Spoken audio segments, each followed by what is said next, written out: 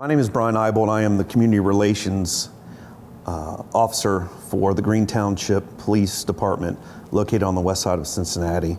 The purpose of this interview is to gather information and strengthen the relationships between the police department and the community residents and the citizens of not only Green Township, but of Hamilton County, the city of Cincinnati.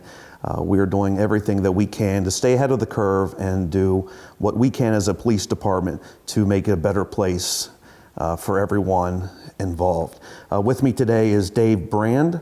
He is a licensed therapist and ordained elder at a local church here in Cincinnati. So Dave, if it's okay with you, I just have a few questions. Absolutely. We could start off with. Basically, I'm a retired police officer, as you know. I had been on for 28 and a half years, and I retired several months ago, and Green Township Police hired me back as a community relationships liaison officer.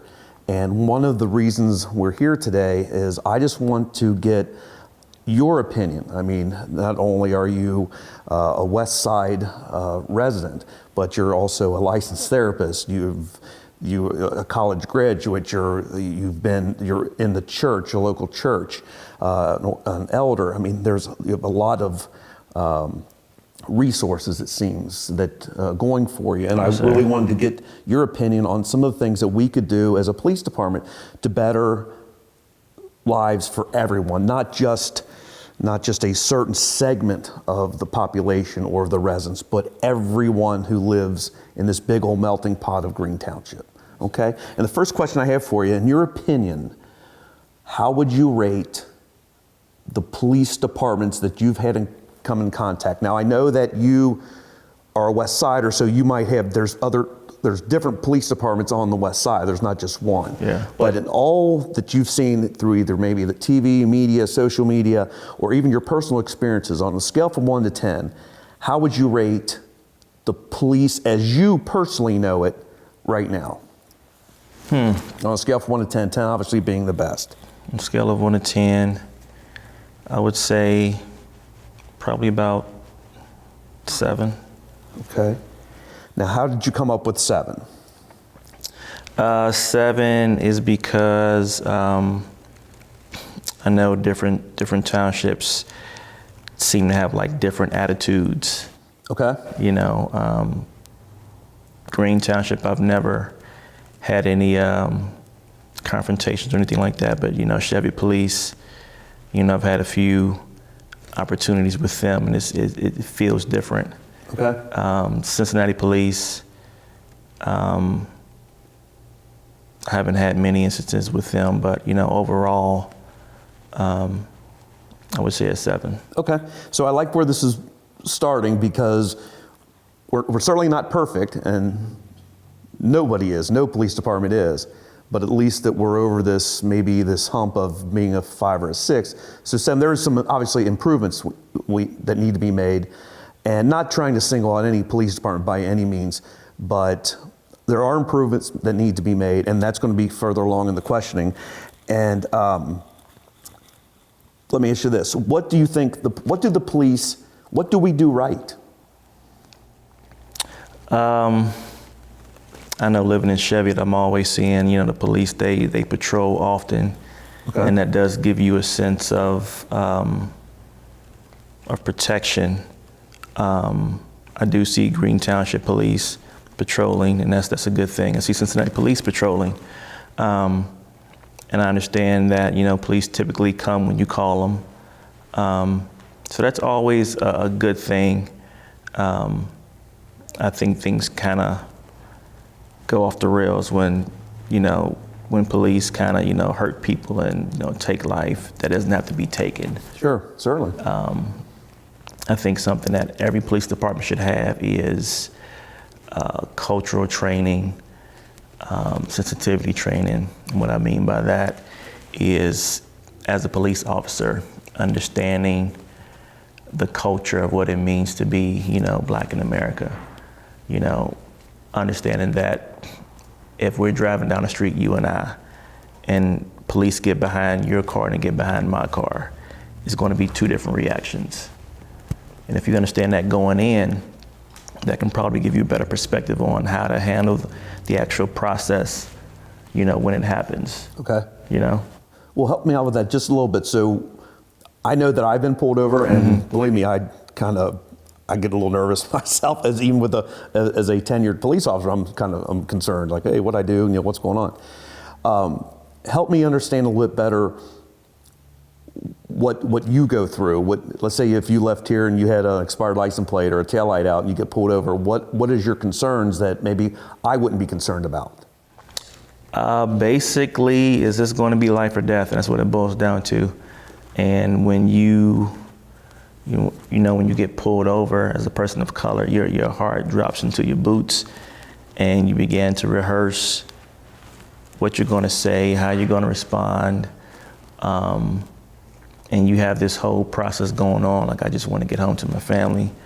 I just want this to go well. Mm-hmm.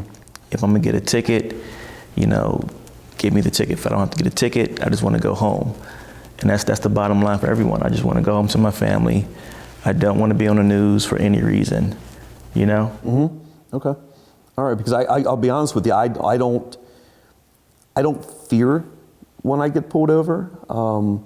I certainly don't fear for my life. I've been pulled over by, a couple times in my 28 years on as a police department, and off duty obviously, and driving on my own, and I've never felt that way. And that's just, I'm glad you honest with me and explain that to me, because I just something I would just never dream of, because as a kid I always thought, well, hey, the police are here to help you. What? Now I know that they don't help you by necessarily writing you a ticket, and costing you money. But well, I grew up the same way. I know the police has a role in the community, but based on history, even locally, that, and it doesn't happen every day. Let's say that the police are not killing people every day, but there's been more than enough people who have died unnecessarily. So when you go, when you come, it's always with you, and it's not something that you can really turn off. Like I said, you try to make sure that you keep yourself with as much peace as you can, but there's apprehension all the time, because I know in every police force there are guys who get it, who understand. There are guys who just don't, and who may be stuck in, So you feel that there is a segment of the police departments that are overly aggressive, or when you say they just don't get that, I don't want to put words in your mouth, but is that kind of what you're saying, where like some guys get it? Like, I feel that my tenure, I got it. I understood. I was never in a shooting. I was obviously in a confrontation over almost 30 years. You're going to be, but I would hope I would be chosen as one of the guys that got it. And I'm just trying to figure out what do you feel, the guys that don't get it, what are some of the if you could describe them, that would not get it, what kind of officers are they?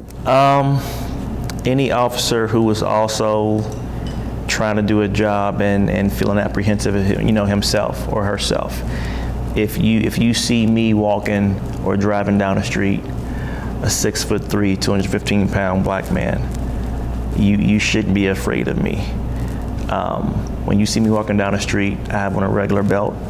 You have on a belt with tools and weapons, and if we have an interaction, you already have the advantage. So based on that, the burden is on you to protect my safety and not be the aggressor, and not allow fear to dictate how the interaction goes. Because if you are also afraid, you can jump and make a move and complete it.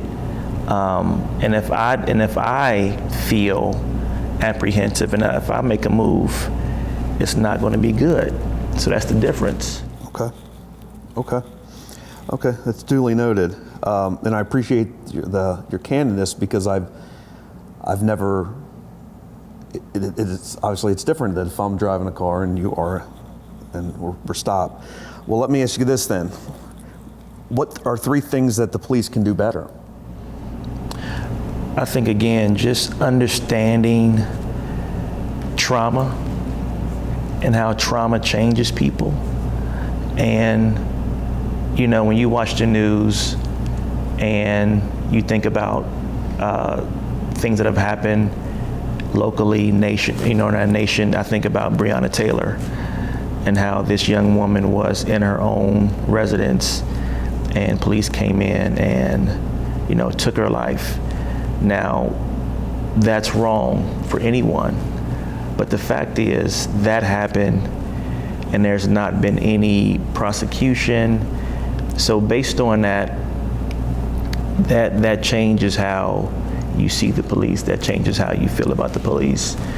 And you have to really monitor your interactions because things can go sideways really quickly.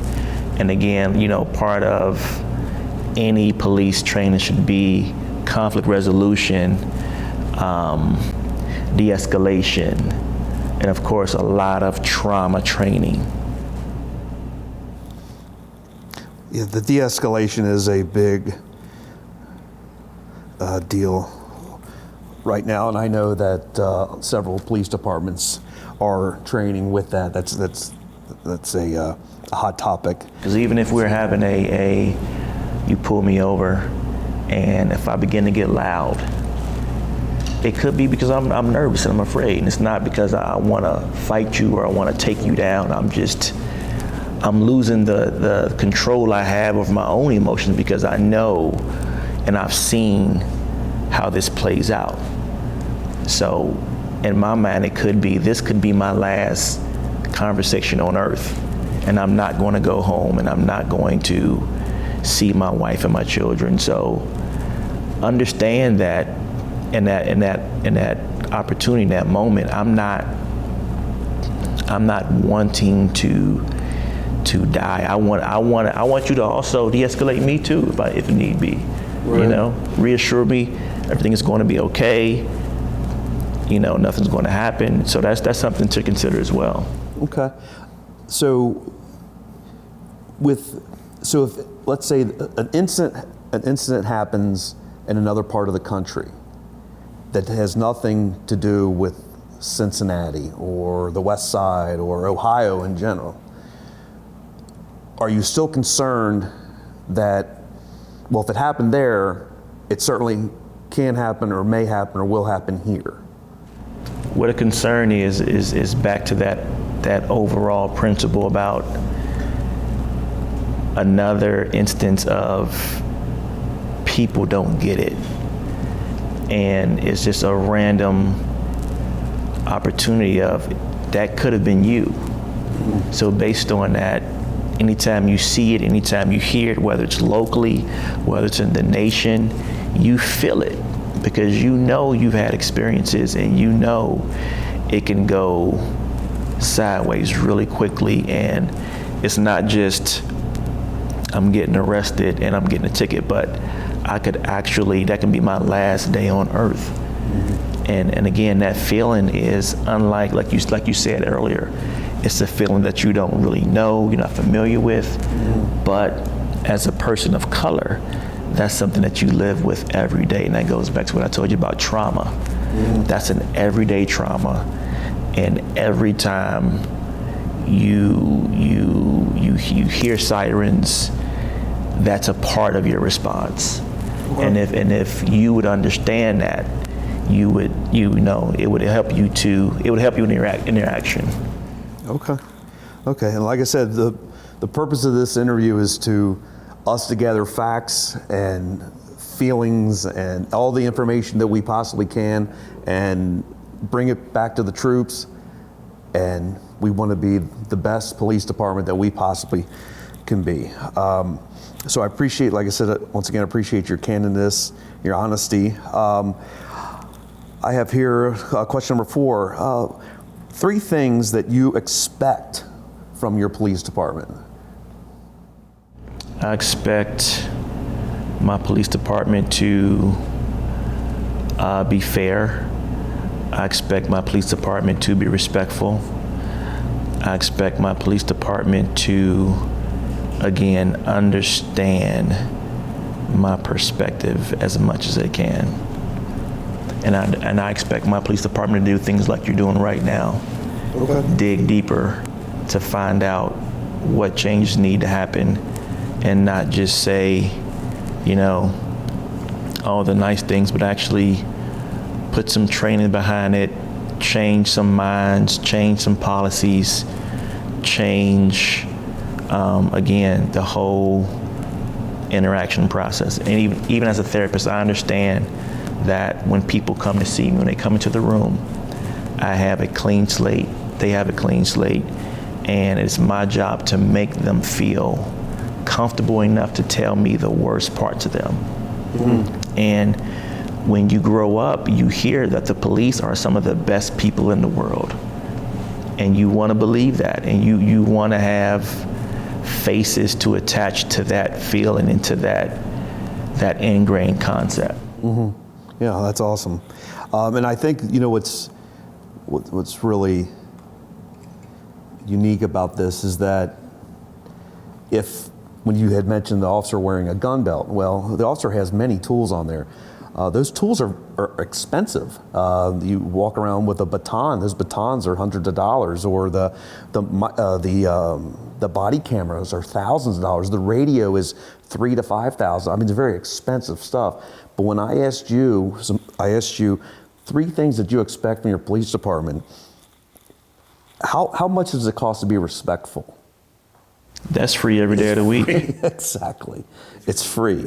How much does it really cost a police department for their officer to be fair to everybody who is in a particular situation? It's free every day of the week. Have you ever had a bad experience with a police officer? And if you have, how do you think he or she could have handled it better? I can remember being in college at Ohio State and being pulled over and having a floodlight shine in my face, and I knew that was unnecessary. And I'd been out partying or whatever, and I didn't even have the energy to, respond the way I wanted to, and I fell asleep. And I think part of it was my nerves making me, I would think they would, make me amped up and ready to go, but I found myself going to sleep during the process. Here locally, besides the occasional ticket, I think I've had a decent experience with police. And again, a big part of it is me always having that constant conversation of, stay cool, be calm. Mm-hmm. Even sometimes, to be honest, having to check my own anger, because there are times when police might get behind you and they might ride behind you, and then don't pull you over, and that's like super traumatic. Even to not get pulled over? Oh yeah. So it's traumatic to get pulled over, and it's also somewhat traumatic to not get pulled over, because as long as if a police car's behind you, you're on alert. You're conditioned yellow or red. You're concerned. Absolutely. And even, I say to everybody in my car, hey, be cool, because I have a hard enough job keeping my emotions intact. Be cool. For my children, be cool, sit down, sit back, Gotcha. Okay. But as far as the interaction, so Ohio State was kind of a little bit a different type of stop, but as far as your interaction locally, it's been relatively, would you consider it fair and respectful? I can't remember a time that went really sideways, so I would say yes. Okay. So if you were the police chief, what are 3 improvements that you would make in your police department? It would start with training, sensitivity training. There needs to be a big focus on trauma training and what trauma, again, how trauma changes even the brain, how the brain operates, how the brain thinks. And I think every department should be doing, like what you're doing now, community outreach, to kind of show people who they are, what they stand for. And also there needs to be a situation where departments are aware of misconduct and take that very seriously. Because if it's your job to serve and protect and there are people who are kind of abusing that, you got to come down hard, because it's a matter of life and death. If you have a rogue officer, guys who don't get it, Sure. and they take somebody's life, my children, my wife, they won't get me back. They'll have a lot of anger and sadness, but they won't get me back, and that'll stay with them forever. I got you. This is not the first interview of this nature that I've had with some people of color, and it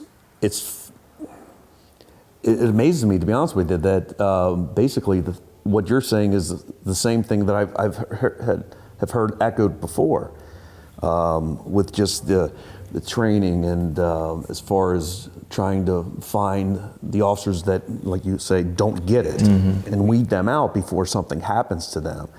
And I'm going to go back to once more to where you say respect, and it's at no cost.